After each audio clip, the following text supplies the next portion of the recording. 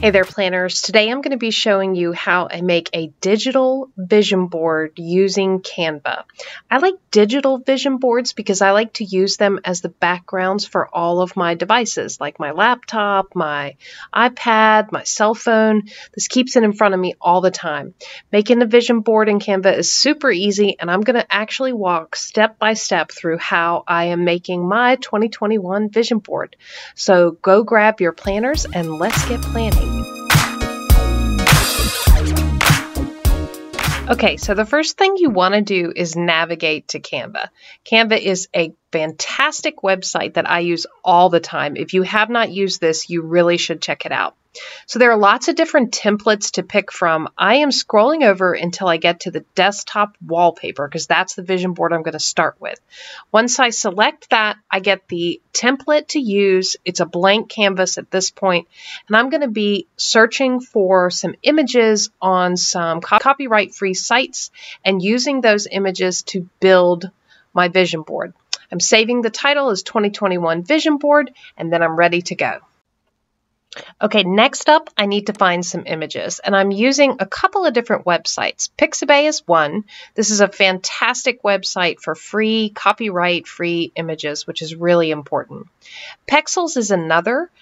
There are some really beautiful artistic photos here. So I'm just going to start by searching for my word of the year, which is flow. And as you can see, I get all kinds of amazing images that pop up. I really like that first one, but I'm really looking for something that is going to capture the right colors and kind of be the central focus of my vision board. So once I find the image that I like, I click on it, I select it. I've got a few options here. First of all, it's free to use, as you can see right here, and that's fantastic. That's what I want to see. There's some similar photos listed below, so I can check those out and see, is there anything else I really like? Actually, I just really like this image. I think it's beautiful. I can download it in several different sizes, or for the purposes of the vision board, I can actually just copy and paste it in. So that's what I'm going to do. I'm going to right-click, copy the image, and then flip back over to Canva where I have my vision board. When I try to right-click, you do get the option to paste, but you get some instructions here. So I'm actually going to be using the Control-V to paste images in. I get the image that I have selected, paste it into the center, and now I want to resize it and get it the right shape and size for my vision board.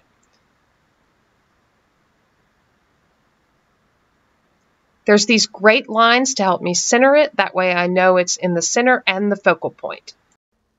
Next up, I actually want to add some text into this vision board that captures my word of the year, flow. And so as you can see, I click on the text icon, and I do have some templates to use, which I love using these. They're really cool combinations of fonts if you're not good at that, which I am not. But this time, I'm just going to add the word in directly. So I click on Add a Heading, and I'm changing the color so I can see it and move it around a bit. So I type in the word flow, and now I want to find the right font, and I'm looking for a font that is representative of the word. As you can see, there are a ton of fonts to choose from.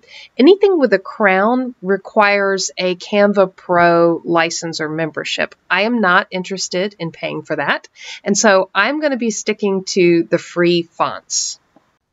So I found a font that I want to try, and I move it back over my image, and I need to change the color. So as you can see, Canva is really great about identifying colors that are actually in the photo, and I can try some of those, but to really make this pop, I think I want to go with white. I also have the option to really just look at the full color spectrum and range and pick any color in there or enter the code for the colors. So with the color white, now I think I'm going to play with the size a little bit and maybe try out a few different fonts as well. Okay, I found this font titled Brittany. I really like it. This is exactly what I was looking for, so I'm just playing with the size and the placement to find that perfect spot for the word. This is going to be the only text that I have on my vision board this year. All right, so now it's time to add in some additional images. I pulled this image off one of the sites that I went through earlier. I'm trying to align the images with the goals that I have set for myself. So I've got my power sheets out in front of me and my annual goals. And this first image aligns with the first goal that I have, which is to grow spiritually and closer to God through study, prayer, and time. And I really like this image. It's simple. It communicates the message, and so I'm adding this in. Now I'm going to be looking for the right place to put it and adjusting the image just a bit in brightness, contrast, saturation. There are a lot of different options in Canva for how to make the image look exactly like I want it, really bringing it into alignment with the other images that are going on the board. Once I added that second photo, I realized that I actually wanted to change the shape of the center photo, the photo that goes with my word of the year. So I'm using the elements option and looking at frames, and I'm looking for a frame that will change the shape of my picture. There's all kinds of options here, but I really think I just want to go with the circle. So I drag over the frame and then put my picture inside of the frame. This has a really cool effect on the photo, and it gives a little bit more dimension to my vision board. I love the way the word looks over top of this, and I think the effect of having pictures for my vision board around a circle in the middle is really going to look nice on my desktop. Okay, now that I have the center photo changed, I'm adding in the next photo, which is for my second goal for the year, and it's about financial security and really defining what financial security looks like for me long term, working on putting some of those foundational elements in place. And so I found this image that really represents that for me. You can see that I can change the position so that I'm layering photos on top of each other or pulling them up or pushing them to the background. This is really helpful when you're doing a collage style image.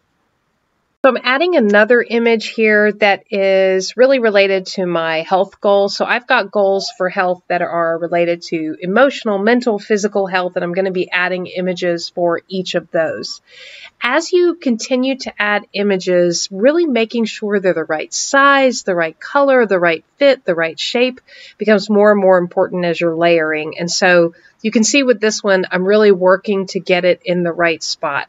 Ultimately, I decide to put it in a frame, and I'm trying to twist it. You can twist and turn them, try them in different areas, even just add some color or random images to the background, but really playing with them. This process takes a while as you continue to add more and more images, and then you may find out after you get one added that that's not really what you were looking for. Okay, now that I finally have this one where I think I want it, I am going to move on to something to represent the emotional, mental side of health, because I also want to focus on that in addition to physical health. And I found this cute little flower.